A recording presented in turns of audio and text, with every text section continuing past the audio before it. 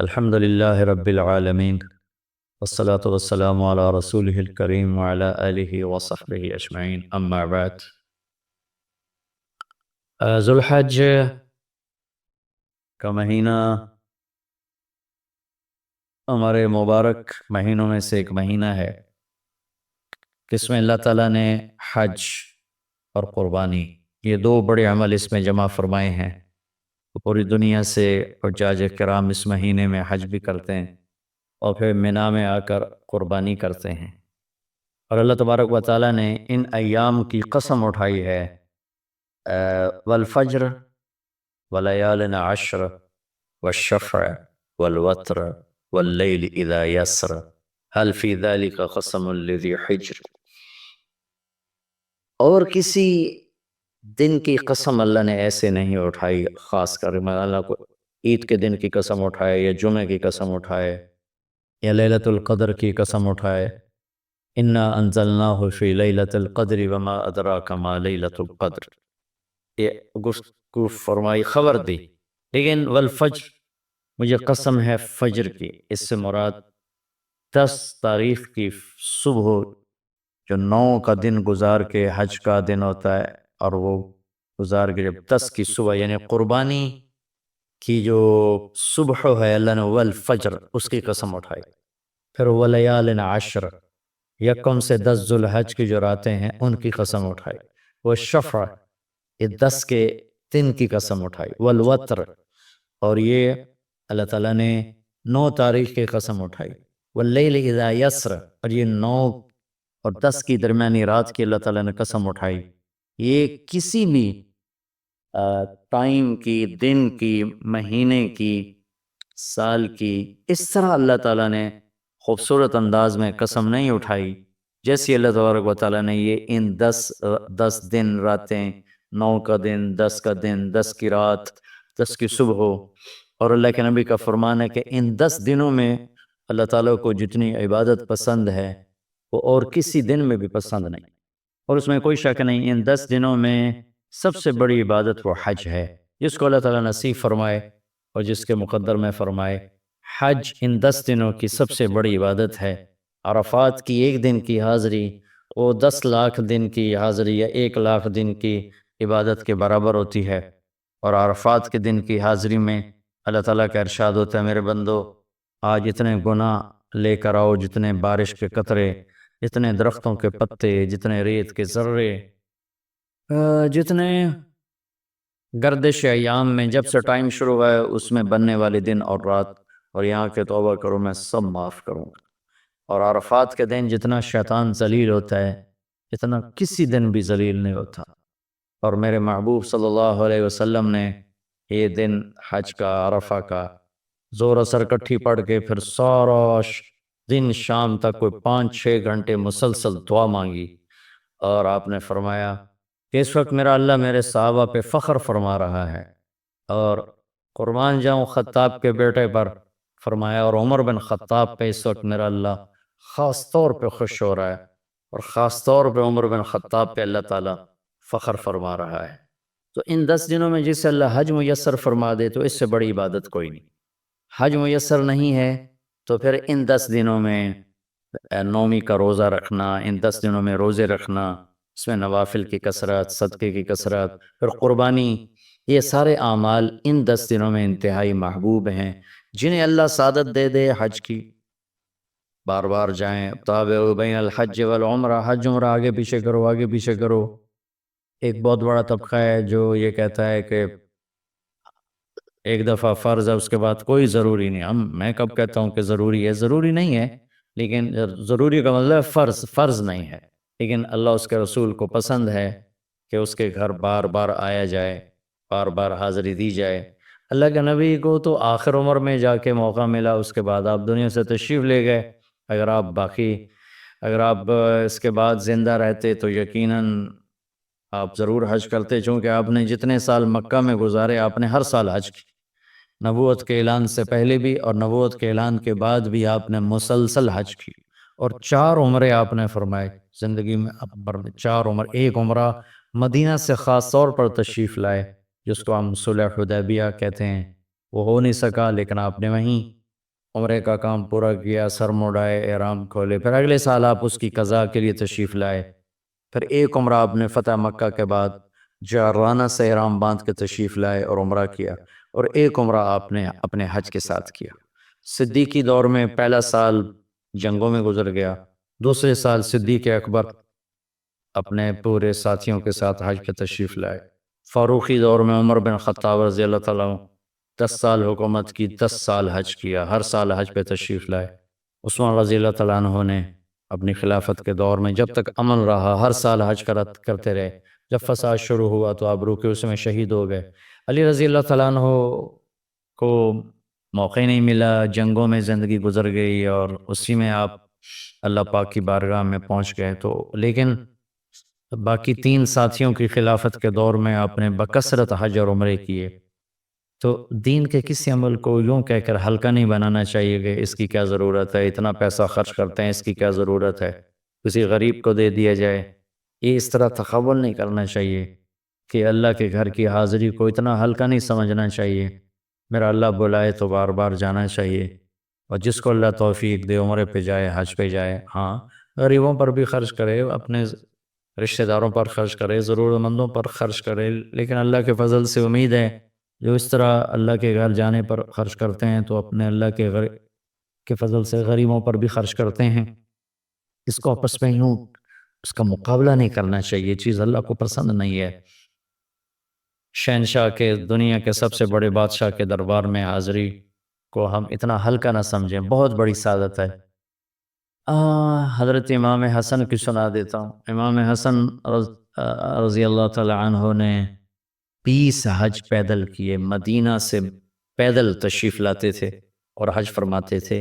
20 حج، یہ تو اہل بیت کے جگر گوشہ رسول ہیں اور جگر اہل بیت ہیں، تو 20 حج فرمائے آپ نے، پیدل فرمائے، مدینہ سے تشریف لائے مکہ پیدل۔ ایسے ہی امام حسین رضی اللہ عنہ نے کئی حج پیدل مجھے ان کا عدد یاد نہیں، امام حسن کا مجھے یاد ہے 20 حج پیدل کے، اور اللہ کے نیک بندوں نے برس ہا برس اللہ کی بارگاہ میں پیدل حاضریاں دی ہیں۔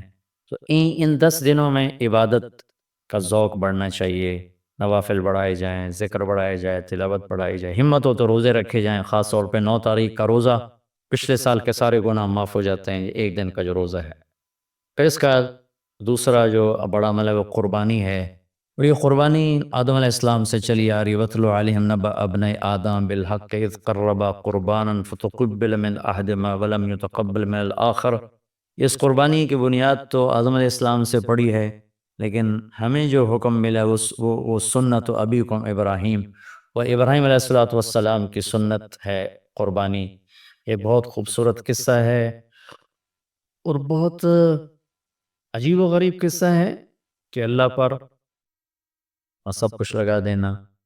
ایک شخص کو اولاد کے لیے دعا مانگتے مانگتے مانگتے کچھ 60 برس گزر گئے، 65 برس گزر گئے، رب ہب لی من الصالحین، یا اللہ مجھے نیک اولاد دے دے، نیک اولاد دے دے۔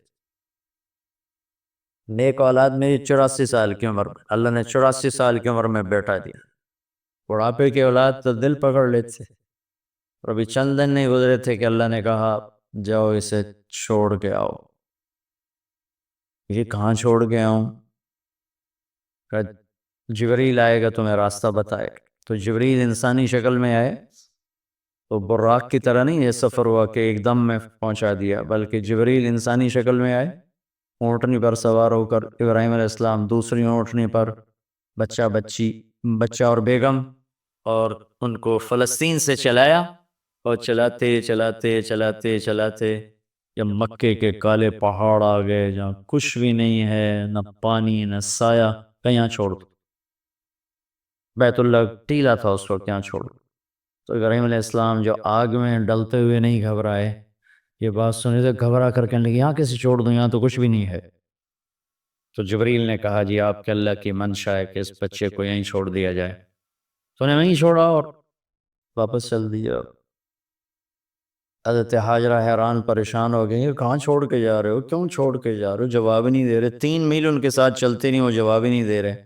3 میل کے بعد ان کو یاد آئی ہے تو اللہ کے نبی ہیں، اللہ امرک، ابراہیم کا یہ اللہ کا حکم ہے، کہاں اللہ کا حکم ہے، اذن لن یضیعن اللہ، جاؤ پھر اللہ مجھے ضائع نہیں کرے گا۔ اس طرح بنیاد رکھی، بچے کو ایسے جنگل میں چھوڑا، جب وہ بڑے ہو گئے تب حکم آیا جاؤ ذبح کرو۔ تو اب آپ کی عمر ہو چکی ہے کوئی 92 سال یا 94 سال، 90+ ہے، 100%۔ اف ہو ہو ہو، فلسطین سے چلے مکہ جا رہے ہیں، کیا کرنے جا رہے ہیں؟ بچہ ذبح کرنے جا رہے ہیں، کوئی مرغی اور بکرا ذبح کرنے نہیں جا رہے۔ پھر ان کو تیار کرا کے مینا کی وادی میں لا کر کہ بیٹا اللہ کا حکم ہے تمہیں ذبح کر دو۔ تو بیٹے نے کہا یا ابت افعل، تو آپ کر دیں جو کرنا ہے۔ ابراہیم علیہ السلام کہنے لگے تو یہ خبر ابھی ہے میں کیا کہہ رہا ہوں؟ کہا جی مجھے پتہ ہے، آپ کہہ رہے ہیں مجھے ذبح ہونا ہے، تو آپ کے بدلے میں مجھے اللہ ملے گا، وہ آپ سے بہتر ہے، اور دنیا کے بدلے میں جنت ملے گی، وہ دنیا سے بہتر ہے۔ پھر معصوم بچے نے کہا ابا میرے ہاتھ باندھنا، تو مجھے الٹا لٹانا، اور پھر فرمایا کہ مجھے اپنا کرتا اتارا اور کہا کہ یہ میری اماں کو دے دینا، میری نشانی رہے گا، اور آپ اپنے کرتے میں مجھے کفن دے کے ادھر دفن کر دینا۔ تو ان کے ہاتھ باندھے، پاؤں باندھے، الٹا لٹایا، اپنا گھٹنا رکھا ان کی کمر پر، ان کے سر کے بال اٹھائے اور تھوڑا سا اوپر کر کے نیچے چھری چلانے کے لیے، ایک ہاتھ میں بال تھے ایک ہاتھ میں چھری تھی، اور یوں آسمان کو دیکھا کہ اللہ تو مجھ سے ناراض ہو گیا ہے کہ اسماعیل کی محبت نے میرے دل میں جگہ پکڑ لی ہے۔ نہیں میرے مالک، میرے دل میں تیرے سوا کچھ نہیں ہے، اگر میرا کوئی امتحان ہے تو پاس کر دے، میں میرے دل میں تیرے سوا کچھ نہیں ہے، اور اگر تم مجھ سے ناراض ہے تو اپنی ناراضگی دور کر دو، چھری چلا دو۔ تو میرے مالک نے اسماعیل کو نکال کر چھترے کو ڈال دیا، چھترا، اور آنکھ کھلی تو آنکھوں پر پٹی تھی، کھولی تو آگے چھترا ذبح تھا۔ نبی پاک صلی اللہ تعالی علیہ وسلم قربانی کے موقع پر 2 چھترے، بکرا نہیں، بھیڑ نہیں، گائے نہیں، بھینس نہیں، 2 چھترے ذبح فرماتے تھے قربانی کے، ایک اپنی طرف سے ایک امت کی طرف سے۔ حج کے موقع پر آپ نے 63 اونٹ ذبح کی، 63 اونٹ، جو ایک اونٹ میں 7 آدمی ہوتے ہیں، ایک اونٹ میں 7 آدمی ہوتے ہیں، تو یہ کچھ 441 42 441 قربانیاں آپ نے کی اپنی طرف سے، اور مالداروں کو پیغام دیا کہ قربانی خوب کرو۔ لیکن ہمارے ملک میں ایک عجب چیز چل گئی، بیل لے لیا، 20 لاکھ کا بیل لے لیا، یہ صرف فخر ہے، ریا ہے، اور بناوٹ ہے، دکھاوا ہے۔ آپ 20 لاکھ کے بکرے خریدیں تاکہ غریبوں کو گوشت پہنچے، 20 لاکھ کا ایک بیل لے کے آپ نے کون سا سمجھداری کا، عقل مندی کا کام کیا؟ وہ کراچی مجھے لے گئے منڈی میں، تو وہ 5-5 لاکھ کے بکرے کھڑے ہوئے تھے، میں تو حیران پریشان ہو گئے، بکرے کی قیمت 5 لاکھ۔ تو وہ جو مالدار لوگ ہیں ان میں ایک مقابلہ بن گیا ہے اور ایک فخر بن گیا ہے، جی میں 20 لاکھ دا ذبح کیتا، میں 10 لاکھ دا ذبح کیتا، ہم نے تو بھائی 50 لاکھ کا ذبح کر دیا۔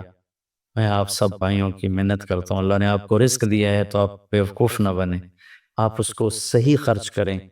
آپ 20 لاکھ کے جانور خریدیں، 20 لاکھ کے آپ بکرے لے لیں، 20 لاکھ کے آپ عام درجے کی گائے لے لیں، آپ بھیڑے لے لیں، آپ اونٹ لے لیں، بیل لے لیں، 20 لاکھ کے بیل لے لیں، تو کتنی بڑی قربانی ہوگی اور کتنے غریبوں تک وہ کھانا جائے گا۔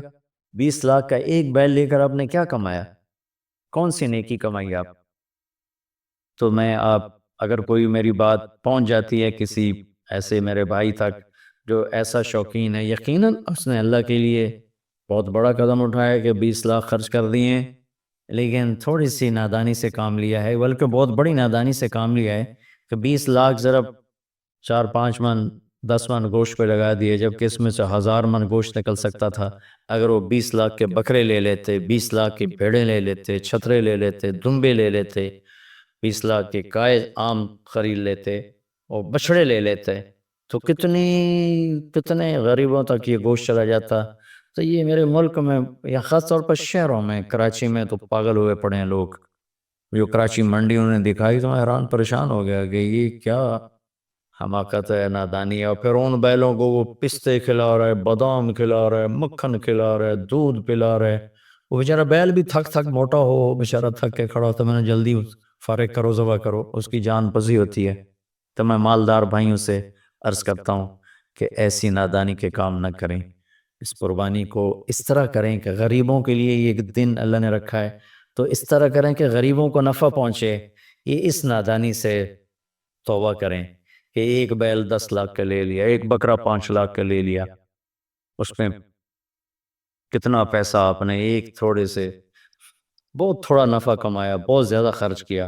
اس کے ساتھ اب بہت بڑا نفع، چونکہ قربانی کے جانور جب ذبح ہوتے ہیں تو جتنے اس کے جانور کے جسم پہ بال ہوتے ہیں اتنی نیکیاں لکھی جاتی۔ 20,000 کا بکرا اچھا مل جاتا ہے تو 1 لاکھ میں 5 بکرے آ جاتے ہیں، اور 5 لاکھ میں 25 بکرے آ جاتے ہیں۔ ایک بکرا 5 لاکھ کا لیا، اس کے جسم پہ فرض کرو 1 لاکھ بال ہیں، اور آپ نے 25 لیے تو 25 لاکھ آپ کی نیکیاں بڑھ گئیں۔ تو یہ بہت نادان نادان نادان طرز چل رہا ہے۔ میں آپ سب کی منت کرتا ہوں کہ اس طرح پیسہ ضائع نہ فرمائے، اللہ کی دی ہوئی امانت ہے۔ ایک بیل آپ نے 20 لاکھ کا لے لیا، 20 لاکھ میں تو 100 بکرے آ سکتے، 100 بکروں کے ذریعے سے کتنے لوگوں کی خدمت کی جا سکتی ہے۔ تو اس قربانی کو شوق سے بھی کریں، اور مستحب یہ ہے کہ جس کے جو قربانی کر رہا خود ذبح کرے، یا اس کی جگہ کھڑا ہو، اس جگہ ذبح کرنے والے کے پاس کھڑا ہو۔ قربانی کے گوشت میں سے قربانی کی قیمت نہ دی جائے، قربانی کی اجرت نہ دی جائے، اجرت اس کے علاوہ دی جائے، اور اس کی کھال کا صدقہ کر دیا جائے۔ جہاں آپ مناسب سمجھیں وہاں آپ اس کا صدقہ کر دیں، تاکہ وہ بھی اللہ کے راستے میں خرچ ہو جائے، استعمال ہو جائے۔ تو ان 10 دنوں کی اللہ تعالیٰ نے بڑی فضیلت رکھی ہے۔ اللہ تعالیٰ ہمیں ان کی قدردانی کی توفیق نصیب فرمائے۔ السلام علیکم۔ اس میں گوشت نہیں دینا قربانی کا، وہ میں الگ سے ادا کروں گا، اور اپنی بیویوں کی طرف سے آپ نے 1 گائے ذبح فرمائی۔ آپ کی تو 9 بیویاں تھیں، لیکن آپ نے 1 گائے ذبح فرمائی۔ تو اس کے بعد پھر آپ نے حضرت علی سے فرمایا کہ کچھ ہر اونٹ سے چھوٹا چھوٹا گوشت کا ٹکڑا لے کر آؤ، تو وہ لے کر آیا کہ دیگ پہ چڑھا دو، تو دیگ پہ چڑھا دیا گیا۔ تو آپ نے نوخن کٹوائے اور اپنے بال منڈوائے۔ وہ جو بال آپ نے منڈوائے تھے، آپ کے سامنے ابو زمع کھڑے تھے، آپ نے ان کو دے دیے۔ تو حضرت خالد ابن ولید نے منت کر کے کچھ بال کہا یہ تقسیم کر دو، انہوں نے تقسیم کیے۔ خالد ابن ولید نے کچھ بال وہ ان سے لے کر نا اپنی ٹوپی میں سی لیے تھے۔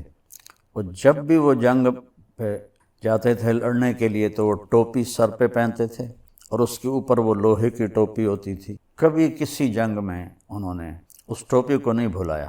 ایک دفعہ رومیوں نے حملہ کر دیا تو ساتھیوں نے کہا کہ حملہ ہو گیا، تو کہنے لگے میری ٹوپی لاؤ۔ وہ ٹوپی مل نہیں رہی تھی، تو صحابہ کہنے لگے وہ سر پہ چڑھ گئے ہیں۔ کہا اس سے بھی آگے آ گئے تو میں اس وقت تک نہیں اٹھوں گا جب تک مجھے ٹوپی نہ مل۔ تو پھر وہ کہیں کسی کونے میں دب گئی تھی، وہ ٹوپی ملی تو پہن کے اوپر لوہے کی ٹوپی۔ پھر جب وہ حملہ کرتے تھے تو جیسے شیر کے آگے بکریاں نہیں کٹتی اور بھاگتی، ایسے ان کے سامنے خلقت دوڑتی اور بھاگتی تھی۔ دنیا نے ایسا جرنیل آج تک نہیں پیدا کیا، سیف اللہ کا جس کو لقب ملا ہو، اس کو اللہ کے نبی نے اللہ کی تلوار کہا۔ اس لیے جب ان کا بڑی جوانی میں فوت ہو گئے، 56 سال کی عمر میں تو فرمانے لگے ساری زندگی پہلی صف میں لڑا کے شہید ہو جاؤں، لیکن آج میں بزدلوں کی طرح مر رہا ہوں۔